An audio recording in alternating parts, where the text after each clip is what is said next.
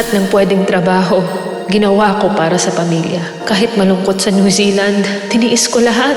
Pagod, pangungulila, nag-ipon ako ng husto, nagpakasagad ako sa pagtitipid. Lahat ginawa ko para sa pamilyang to. Daniel? It looks expensive.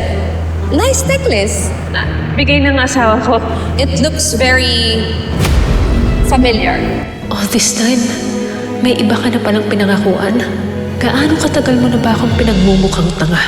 Ma'am Selena, good afternoon po. Welcome back. Sir, susukatin na po ba natin ang groom suit? Yes, please. Para kung may mga i-adjust pa, i-adjust na natin. Akala ko, kaya isang buwan siyang hindi nagpakita dahil may sorpresa siya sa akin. Ibang babae na pala yung ihahatid sa altar. Ito yung babae kanina sa school. JJ, are you okay? You should be careful.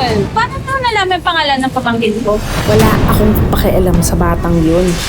Bakit mo naman gusto yung alagaan ng anak niya sa ibang babae? Nandito ako para sa anak ko.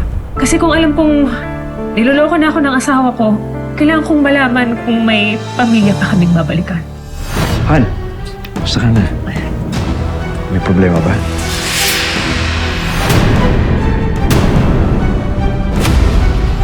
I love you, Daniel. I love you too. Talagang makapal na nga ang balat mo, Daniel. Pagbabayaran niyo ni Selena ang bawat luhang pinatak ko. Sige na. Sigurado ba tayo sa ginagawa natin? Illegal to ginagawa natin. Baka masyado natin minamadali eh. Don't worry. Who's gonna find out? So, anong plano ate? Pinaglaruan nila tayo, di ba? Kaya makikipaglaro din tayo sa kanila. Ako mismo ang maghahatid sa kanya sa altar. Itigil ang kasal! Ako rin ang magseselyo ng rehas ng kulungan nilang dalawa. Hayop na yan! Hayop! Grace!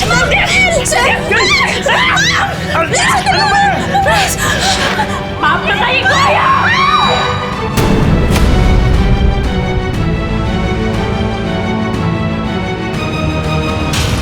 Sundan natin ang mga susunod na tagpo sa Part 2 ng Tadhana.